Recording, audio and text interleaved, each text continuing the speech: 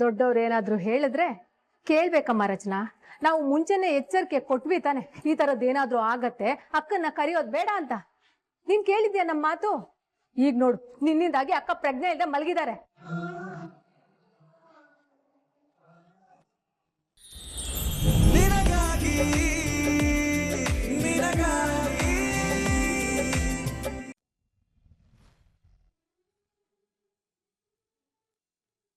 ನಮ್ಮಮ್ಮಂಗೆ ಸೀರೆ ಮತ್ತು ಒಡವೆನ ನಾನು ದುಡ್ದಿರೋ ದುಡ್ಡಲ್ಲಿ ತಂದು ಕೊಡ್ತೀನಿ.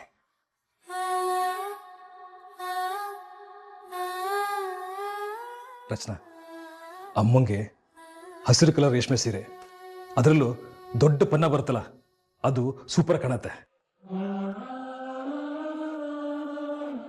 ನಾನು ಅದನ್ನು ಪರ್ಚೇಸ್ ಮಾಡ್ತೀನಿ. ಹಾಗೆ ಬಳೆಗಳನ್ನ ಯಾವ ಕಲರ್ ತರೋದು?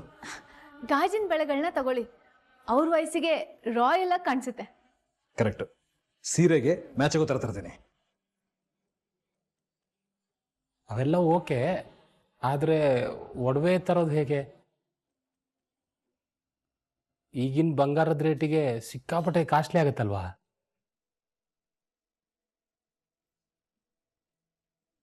ಇರೋ ಕಾಸಲ್ಲಿ ಒಂದ್ಸಲ ತಗೊಳ್ಳೋಣ. ನಮ್ಮಮ್ಮ ಸಿಂಪಲ್ ಆಗಿ ಬಂದ್ರು ರಾಯಲ್ ಆಗಿ ಕಾಣಿಸ್ಬೇಕು. ರಾಜ್ಯ ಮಾತಾಡ್ತಾರ?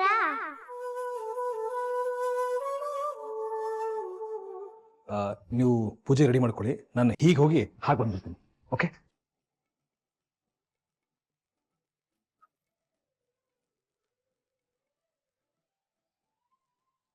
ಅಮ್ಮನ ಮೇಲೆ ಇವನಿಗಿರೋ ಪ್ರೀತಿ ಮಮಕಾರ ಆ ತಾಯಿಗೆ ಯಾವಾಗ ಅರ್ಥ ಆಗುತ್ತೋ ಏನೋ.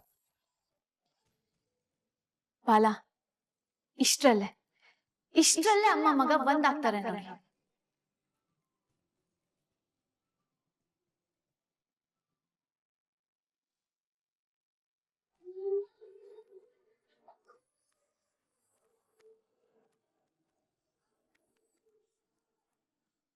ರಚ್ಚು, ಜೀವ,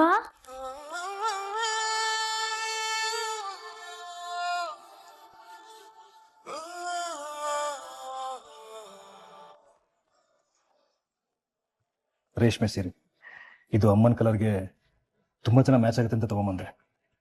ನಿನ್ಗೆ ಹೇಗೆ ಅನಿಸ್ತಾ ಇದೆ? ಸಖತ್ತಾಗಿದೆ. ಇದು ಬಳೆಗಳು ಬಹುಶಃ ಮನೆಯವ್ರಿಗೆ ಇರಿಟೇಷನ್ ಆಗ್ಬೋದು. ಪರವಾಗಿಲ್ಲ, ಉರ್ಕೊಳ್ಳಿ ಬಿಡಿ. ಒಳ್ಳೆ ಕೆಲಸ ಮಾಡ್ತಾ ಇದ್ದೀರಾ. ಅಮ್ಮಂಗೋಸ್ಕರ ಒಂದು ಚಿಕ್ಕ ಚೈನ್, ಅವರು ಬರೀ ಕೋಳಲ್ಲಿ ಇರೋದು ಬೇಡ ಅಂತ.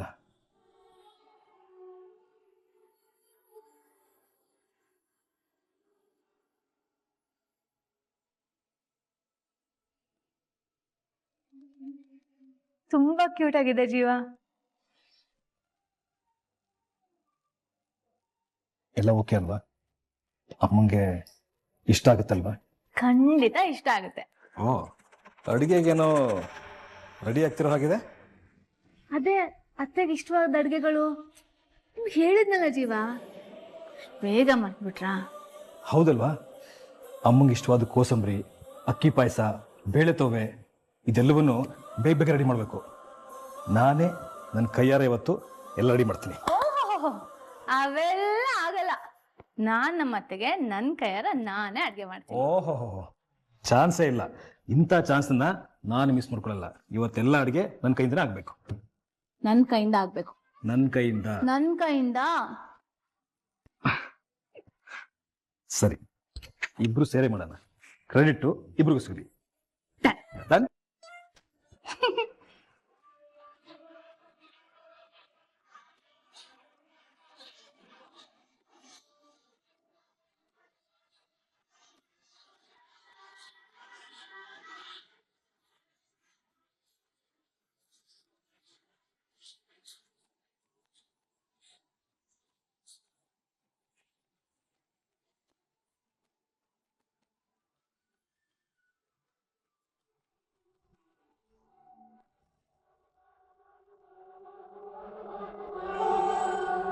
ಓಹೋ, ಸಂಜೀವ ದೊಡ್ಡಮ್ಮಂಗೆ ಹೊಸ ಸ್ಯಾರಿ ತಗೊಂಡಿದ್ದಾನ, ಹೊಸ ಗೋಲ್ಡ್ ಚೈನ್ ತಗೊಂಡ್ಬಂದಿದ್ದಾನ. ಅಷ್ಟೇ ಅಲ್ಲ ದೇವಿ, ಅವಳಿಗೋಸ್ಕರ ತರಾವರಿ ಅಡ್ಗೆಗಳನ್ನ ರೆಡಿ ಮಾಡಿಸ್ತಾ ಇದ್ದಾರೆ. ತಪ್ಪೆ ಊಟ ತಿಂತಾ ಇದ್ದವಳು ರುಚಿಯಾದ ಊಟ ಸವಿಯೋಕೆ ರೆಡಿ ಆಗಿದ್ದಾಳೆ. ಇದು ಹೀಗೆ ಮುಂದುವರೆದ್ರೆ ಅವಳ ಮೇಲೆ ನಮಗಿರೋ ಕಂಟ್ರೋಲ್ನ ಕಳ್ಕೊಂಡ್ಬಿಡ್ತೀವಿ ದೇವಿ. ನಿನಗೆ ಯಾಕೆ ಹಾಗನ್ನಿಸ್ತಿದೆ? ಅವಳನ್ನ ನಾವೇನೇ ಕೂಡ ಹಾಕಿದ್ರು, ಜನರಿಂದ ದೂರ ಇಟ್ರು, ಆ ಕತ್ಲೆ ಕೋಣೆಯಿಂದ ಮತ್ತೆ ಜನರ ಮಧ್ಯೆ ಬರ್ಬೇಕು ಅನ್ನೋ ಆಸೆ ಅವಳಿಗಿದೆ. ಅದನ್ನ ನಾನು ಗಮನಿಸ್ತಾ ಇದ್ದೀನಿ. ಒಂದ್ ಸಲ ಅವಳು ನಮ್ಮ ಮಧ್ಯೆ ಬಂದ್ಲು ಅಂದ್ರೆ ಆ ರಚನಾಗೆ ಹತ್ರ ಆಗ್ಬೋದು, ಆ ಸಂಜೀವನ ಮತ್ತೆ ಒಪ್ಕೋಬಹುದು. ನನಗೆ ಯಾಕೋ ಹಾಗೆಲ್ಲ ಅನ್ನಿಸ್ತಾ ಇಲ್ಲ. ಯಾವ್ದನ್ನು ನಿರ್ಲಕ್ಷ್ಯ ಮಾಡಬಾರ್ದು ಅಂತ ನೀನೇ ಹೇಳ್ತಿದ್ದಲ್ಲ ದೇವಿ. ಆ ರಚನನ್ಗೆ ಪದ್ಮಜನ್ ರೂಮ್ ಕಡೆ ಹೋಗ್ಬಾರ್ದು ಅಂತ ವಾರ್ನಿಂಗ್ ಮೇಲೆ ವಾರ್ನಿಂಗ್ ಮಾಡಿದೆ. ಅವಳದನ್ನ ಫಾಲೋ ಮಾಡಿದ್ಲಾ? ಉಪಾಯವಾಗಿ ಗಂಡನಿಂದ ಓಟ್ ಮಾಡಿಸಿ ರಾಣ ಅಂತ ರಾಣನೇ ಅಮ್ಮ ಬರ್ಲಿ ಅನ್ನೋ ಹಾಗೆ ಮಾಡಿಸಿದ್ಲಾ? ಅಫ್ಕೋರ್ಸ್ ಪದ್ಮಜ ಬಂದ್ರು ಅವಳು ಸುಮ್ಮನೆ ಅಂತೂ ಇರಲ್ಲ. ರಾಣನ್ ಚಿತಾವಣೆಯಿಂದ ಅವಳು ಸಂಜೀವನ್ ಮೇಲೆ ಗಲಾಟೆಗೆ ಹೋಗ್ತಾಳೆ. ಆದ್ರೂ ಅಮ್ಮ, ದೊಡ್ಡಮ್ಮ ರೂಮಿಂದ ಹೊರಗೆ ಬರಬಾರ್ದು.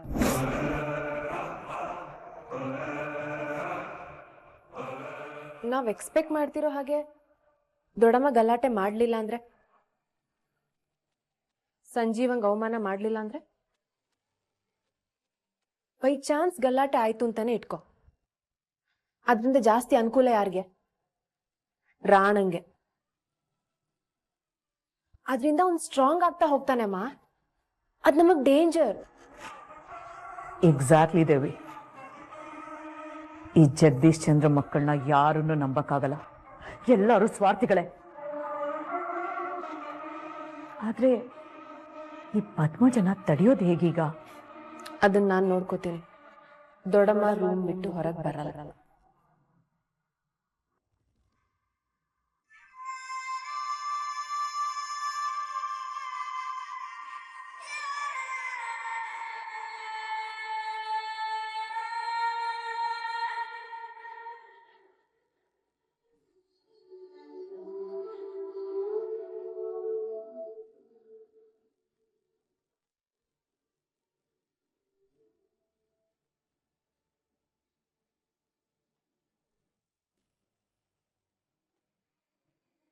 ದೊಡ್ಡವ್ರು ಏನಾದ್ರೂ ಹೇಳಿದ್ರೆ ಕೇಳ್ಬೇಕಮ್ಮ ರಚನಾ.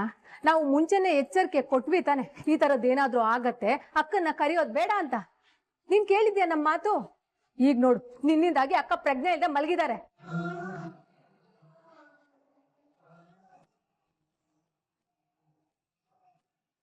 ಅತ್ತೆ ಜೊತೆಗಿರ್ಲಿ ಅಂತ ಆಸೆ ಪಟ್ಲು. ಅದು ನೋಡಿದ್ರೆ ಹೀಗಾಯ್ತು. ಪಾಪ ಅವಳೇನ್ ಮಾಡೋದು?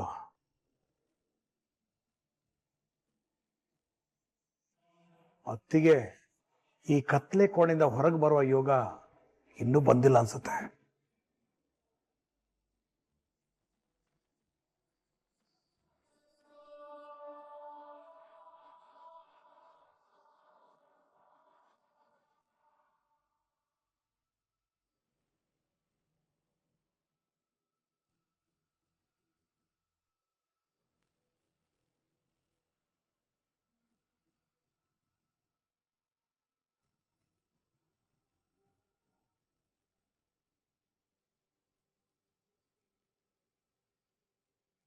ಡಾಕ್ಟರ್, ಅಮ್ಮನ ಕಂಡೀಷನ್ ಹೇಗಿದೆ ಇವಾಗ?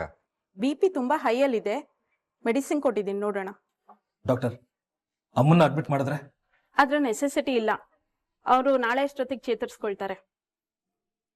ಡಾಕ್ಟರ್, ಬೇರೆ ಯಾವ ತರ ಕಾಂಪ್ಲಿಕೇಶನ್ಸ್ ಇಲ್ವಲ್ಲ? ಅವರಿಗೆ ಫಿಸಿಕಲ್ ಕಾಂಪ್ಲಿಕೇಶನ್ ಗಿಂತ ಮೆಂಟಲಿ ಕಾಂಪ್ಲಿಕೇಶನ್ ಜಾಸ್ತಿ ಆಗಿದೆ. ಅಲ್ಲ ಡಾಕ್ಟ್ರೆ, ಇಷ್ಟು ವರ್ಷ ಟ್ರೀಟ್ಮೆಂಟ್ ಕೊಟ್ಟರು ಏನು ಚೇತರಿಕೆನೇ ಇಲ್ವಲ್ಲ, ಯಾತಕ್ಕೆ? ಡಾಕ್ಟರ್, ನೀವು ಕೊಡ್ತಿರೋ ಮೆಡಿಸಿನ್ ವರ್ಕ್ ಆಗ್ತಿಲ್ವ ಅವ್ರಿಗೆ? ಈಶ್ವರ್ ಚಂದ್ರ ಅವರೇ, ಮನ್ಸಿಗೆ ಸಂಬಂಧಪಟ್ಟ ಕಾಯಿಲೆಗಳು ಅಷ್ಟು ಸುಲಭವಾಗಿ ಗುಣ ಆಗಲ್ಲ.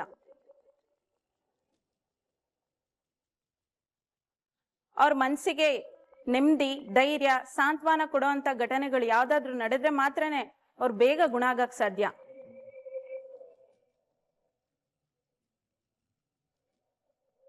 ಮಿಸ್ಟರ್ ಸಂಜೀವ, ಡಾಕ್ಟರ್, ನಾನ್ ನಿಮ್ ತಾಯಿ ಜೊತೆ ಇಂಟರಾಕ್ಟ್ ಮಾಡಿದಾಗ ಅವ್ರಿಗೆ ನಿಮ್ಮ ಮೇಲೆ ತುಂಬಾ ವಿಪರೀತವಾದ ಕೋಪ ಇರೋದು ನನ್ ಗಮನಕ್ಕೆ ಬಂತು. ಅವ್ರ ಈ ಸ್ಥಿತಿಗೆ ನೀವೇ ಒಂದ್ ರೀತಿ ಕಾರಣ ಅಂತ ಅವ್ರು ಹೇಳಿದ್ರು.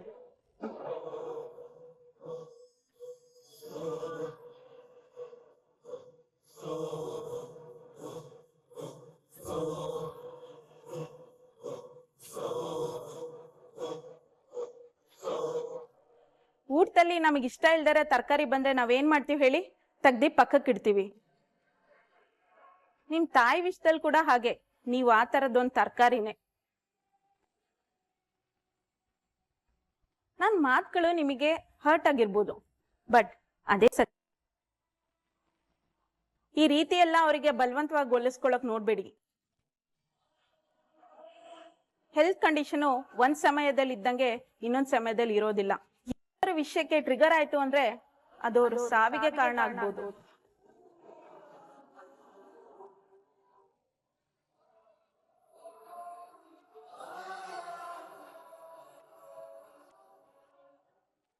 ನೀವು ನಿಮ್ ತಾಯಿನ ಉಳಿಸ್ಕೋಬೇಕು ಅಂದ್ರೆ ಒಂದೆಷ್ಟು ದಿನ ಅವರಿಂದ ದೂರ ಇದ್ಬಿಡಿ. ಅದೇ ಅವ್ರ ಪಾಲಿನ ಬೆಸ್ಟ್ ಮೆಡಿಸಿನ್.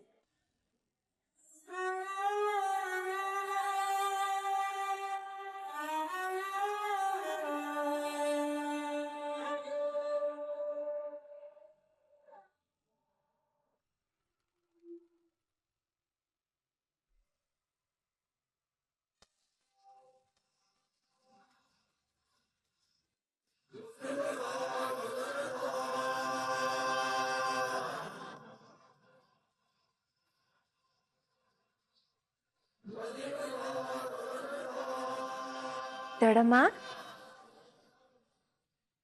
ದೊಡಮ್ಮ, ಶ್ರೀಕೃಷ್ಣ ಜನ್ಮಾಷ್ಟಮಿಗೆ ನಾ ಪೂಜೆ ಕರ್ಕೊಂಡು ಹೋಗ್ತೀನಿ, ನಿಮ್ ಬಾಯಿಗೆ ಬೆಣ್ಣೆ ಮೆತ್ತೀನಿ ಅಂತ ರಚನಾ ತುಂಬಾ ಕಷ್ಟಪಟ್ಲು.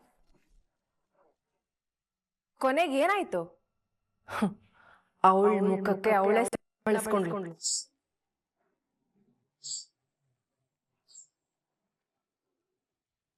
ಈ ದೇವಿನ ಎದುರು ಹಾಕೊಂಡು ಅವಳು ನಿಮ್ಮನ್ನ ಇಲ್ಲಿಂದ ಕರ್ಕೊಂಡು ಹೋಗ್ಬಿಡ್ತಾಳ. ಅದನ್ನ ನೋಡ್ಕೊಂಡು ನಾನು ಸುಮ್ನೆ ಇದ್ಬಿಡ್ತೀನಿ. ನಾನ್ ಪದೇ ಪದೇ ಹೇಳ್ತಾ ಇದ್ದೀನಲ್ವಾ, ಹೋಗೋದಾದ್ರೆ ಇಲ್ಲಿಂದ ನಿಮ್ ಹೆಣ ಮಾತ್ರ ಹೋಗುತ್ತೆ. ಅರ್ಥನೇ ಮಾಡ್ಕೊಳಲ್ಲ ಅಂತಾರೆ ಜನ. ಅದೇ ಸಾಧ್ಯ? ಅತ್ತೆ ಹಾಗೆಲ್ಲ ಹೇಳೋದು ಸಾಧ್ಯನೇ ಇಲ್ಲ. ಅತ್ತೆ ಜೊತೆ ನಾನ್ ಮಾತಾಡ್ಬೇಕು. ರಚನಾ ಯಾಕೋ ಸ್ವಲ್ಪ ಲಿಮಿಟ್ ದಾಟ್ಕೊಂಡು ಮುಂದುವರಿತಾ ಇದ್ದಾಳೆ. ಅವಳು ಹುಚ್ಚಾಟಕ್ಕೆ ಬ್ರೇಕ್ ಹಾಕ್ಲೇಬೇಕು. ಅವಳು ದೊಡ್ಡಮ್ಮನ ಹತ್ರ ಬರೋದಿರ್ಲಿ, ಈ ರೂಮ್ ಕಡೆನೂ ಸುಳಿಬಾರ್ದು.